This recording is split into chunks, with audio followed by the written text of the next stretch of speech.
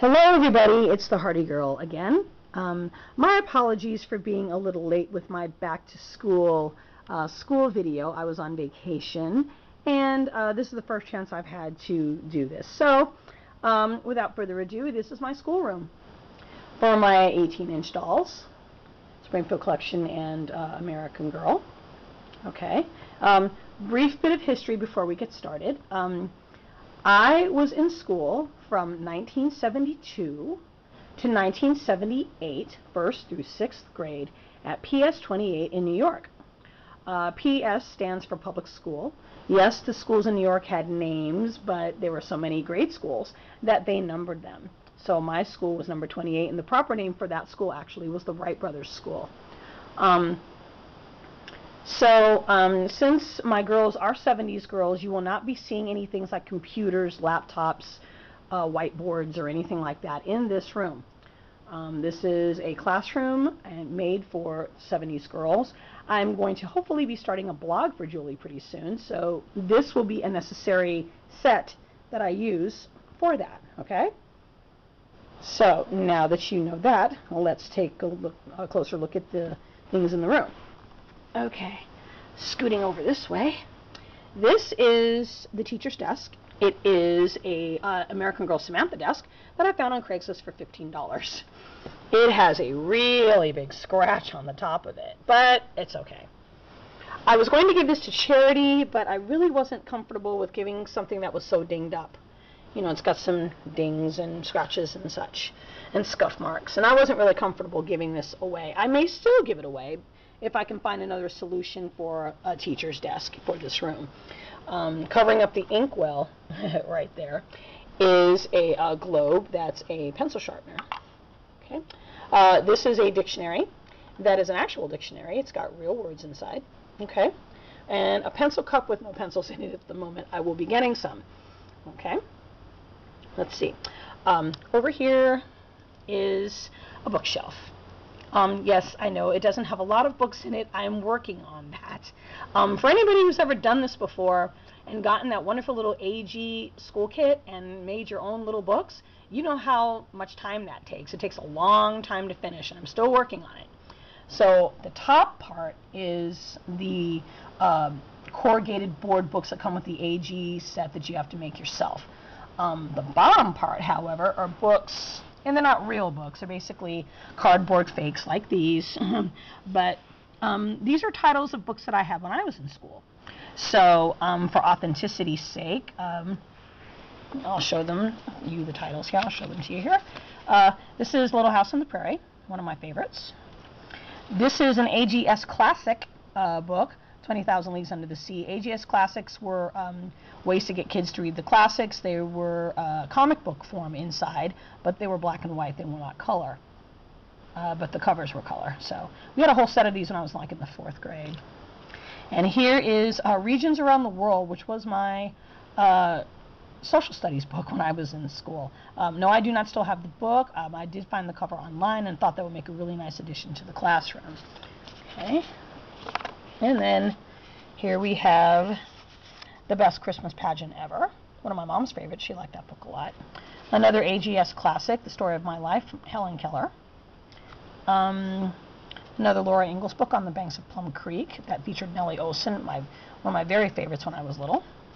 And Tom Little's Great Halloween Scare that I did have from book order from when I was a kid. Okay, so that's these. And then over here is Terrible, Horrible Edie. I did a book report on this book when I was a kid, and the title just stuck with me. So did the image of that little girl who cut off her pigtail with a knife. Look at that. Isn't that terrible? Well, I'm a little kid. Another AGS classic, Dickens' Christmas Carol. And Dynamite Magazine. Dynamite Magazine was a very important part of school back in the day because it came with your scholastic book orders. And you weren't cool if you didn't have Dynamite, okay? And bless my 4th grade teacher's heart, she knew that there were kids who really just couldn't afford to get Dynamite all the time, so every month she'd order like 4 or 5 extra copies and she'd draw names. I was picked, I think, twice for that. My mom really wasn't into getting me this magazine all the time, and 75 cents may not sound like a lot to you, but most of the books back then were about 35 cents. and dynamite was kind of an extravagance. So, but anyway, it was a really cool thing to have. And it actually is a book that opens up. I found some pages of dynamite online, and I copied them and made it into a little book. Okay? So I'll put these back. Okay, and I'm going to swing around over here. This is Henry. Henry is the class hamster. I made the hamster cage. I kind of cheated and used a container instead of, doing the actual tutorials that you see on YouTube, because this way, quite frankly, was faster. Henry is in actuality a chipmunk, not a hamster, but he's going to be used as a hamster. He is made of wood and fur and actually came from Africa. My dad gave Henry and his mate to me when I was about 7 years old. Brought them all the way from Africa for me. And the contents of Henry's cage is some cut up corkboard, and 2 lids for a food dish and a running wheel. Okay, and that's Henry. And we're getting lower down here to the art supplies. We have paints. Okay, and we have markers and colored pencils. See that? Get it back in there. And down here is some construction paper. I'm also going to be adding some, penmanship paper and drawing paper and things like that to that. And these little art cabinets here are just some boxes with duct tape on them. Okay? Now, excuse me, moving to the walls. Okay? These bulletin boards that you see, I'm going to pan around here, are all Velcroed to the wall. Yes, I said Velcroed. The bulletin boards are made of corkboard and cardboard and sticky Velcro. So, pardon the sound. See that? Velcro. And here's the bulletin board. Okay? Actual corkboard, cardboard in the back. Okay? And so I can take them off and on at will. Just stick that right back up there. I do this because I'm going to be changing these throughout the year. I'm hopefully going to be starting a blog for Julie pretty soon. So realistically, the teacher would change the bulletin boards. So that's what I'm going to do. But let's take a more detailed look at the bulletin boards, okay? The one that I just took down is the commendation cardboard. Now, when I was in school, we did not have the award papers you get now, like if you were a good speller or had good attendance or whatever. We didn't have those, at least not in my school. I don't know if other schools had them in the 70s. I sincerely doubt that they did. We didn't have them. We had what was called commendation cards all through school. Basically, these were just index cards that your teacher would fill out. She either put what you did on them, or sometimes she wouldn't. She just, put your name on them and gave you a little sticker and put it up on the board. And you would definitely know why you got it, though. If you were quiet in class or the first to line up, a really good helper, you'd get a commendation card. And kids could save the commendation cards because a lot of the times teachers use them like trading stamps. You could trade them in for favors. Like, if you saved up like 20 commendation cards, you could skip a homework assignment, or 15 commendation cards, you could watch the class when the teacher went to the office, or, some such favor like that. So commendation cards were big, and when the board got full, you took them down, you held on to your cards, the teacher would keep giving you them, and if you were smart, you saved them and traded them in for those wonderful favors I mentioned. Excuse me. Okay, here is the writing board for assignments and things like that. The girls have compositions on why they like fall. Each of these is my penmanship, changed around a little bit to make it look like each girl did them. That's Julie and Sunny. Did that with my left hand. Stephanie, Susan, and Rachel. Okay? And over here is the teacher's bulletin board. And this has the class helpers on it. Line leader Julie, library monitor Rachel. Her job is to keep the book straight. Sorry, Rachel, I just messed them all up. I'll fix them later. Paper monitor Sunny. She's in charge of handing out paper. Attendance monitor Susan. She takes the attendance sheets to the office. And Henry's helper, you met Henry already, Stephanie. And there's her calendar. Okay? Here's a world map. I like this one better than the one that came in the AG school kit, so I used it. Again, Velcro to the wall, just like this bulletin board was. And the AG school chalkboard, no, I'm not going to use the whiteboard. That is also Velcro to the wall to make it easier for me to write, to make it look like the teacher wrote. And the wonderful AG butterfly board, and yes, that's Velcro too, so that, you know, during the school year I can change it if I feel like it, because, you know, nobody studies one theme all year. You know, butterflies are for openers. We may change them to dinosaurs or to rocks or something like that later in the year. Okay, and there's the art board. Okay, look at that. Okay, that's the art board. This one's theme was supposed to be autumn or fall, and a couple of students decided to do what they wanted to do. Like Sunny wanted to do a self-portrait, and Stephanie felt like doing a rainbow, but, you know, Julie did, you know, an apple tree. And Rachel did a tree with falling leaves, and Susan did a pumpkin patch.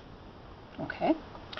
And using the desks, I have over here these wonderful photo boxes, and they'll be propped up on top of other boxes to make it look like a desk. I don't have actual desks, but the nice thing about this is that I can store all the stuff in these boxes to put them away, because like Julie's room, this is not going to, oops, did I get my foot? Like Julie's room, this is not going to stay in this room, because this is my living room. So here's my encyclopedias. Ask your parents what those are. Back in the day, we didn't have the internet, so we had to look things up in the encyclopedias. And that's a very classic set. My mom got these about 1976, I think.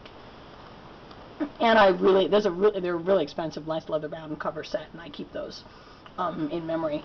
So that is the schoolroom, you guys. I hope you enjoyed it. I will add to this video some pictures or actual video of the girls in the classroom, so that you can see what it looks like and you can see what their teacher looks like. Thanks for watching. Have a great day.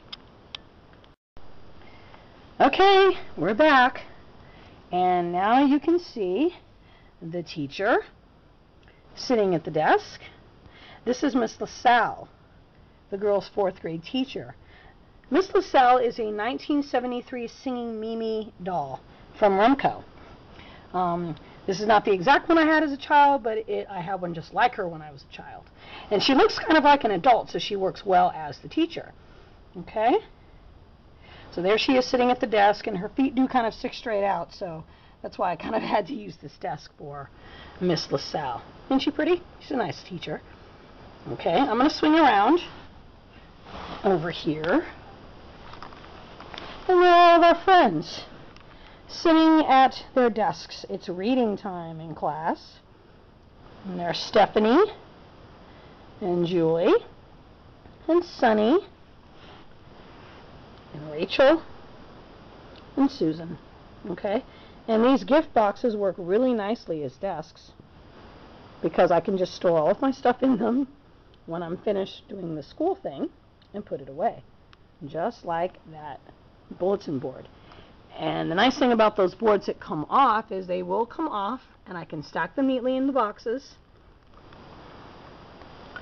Okay? And then put them back on again when I'm ready to open it up. So that is the classroom. And I really hope you enjoyed this video. I hope it gave you some nice ideas to make your own classrooms. And I really do like that AG book. I wasn't able to use everything in it because, you know, this is a 70s school and not a modern day school. But it was a really nice set anyway. Okay, girls, say goodbye. Bye, everybody. Thanks for watching, everybody. Bye-bye.